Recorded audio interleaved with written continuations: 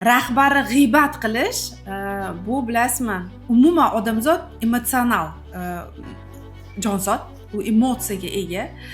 Yaxshi, yomon, qora, oq deyishga haqli.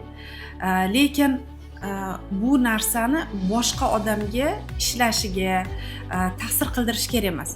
Yaponiyada shunaqa spetsialni xonalar qilinganki, u yerda rahbari haqiqiy bo'y-basti bilan maneken qo'yib qo'yishgan bo'ladi va unga xohlagancha o'zini fikrini bildirib, tupurib, xohlagan ishini qilib chiqib ketadi. Va bu to'g'ri deyiladi. Ya'ni unga haqli, chunki biz emotsional jonzotmiz. Lekin bu narsani taykom, ya'ni ko'p markazlarda, umuman biznesda HR degan odam bo'ladi yoki top menejerlar bo'ladi. Albatta bu muammoni biz mijozlar bilan ishlaganimiz uchun bu muammolarni yetkazib berishi yo'lini topishi kerak.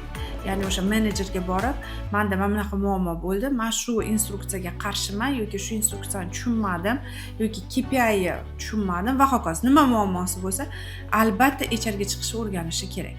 Bu jamiyatda yashashning eng asosiy prinsiplaridan biri shu bo'ladi.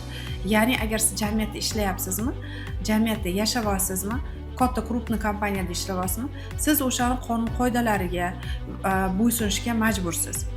Bu disiplina deyiladi. Va o'shaning uchun g'iybat qilish bu yomon, mumkin emas.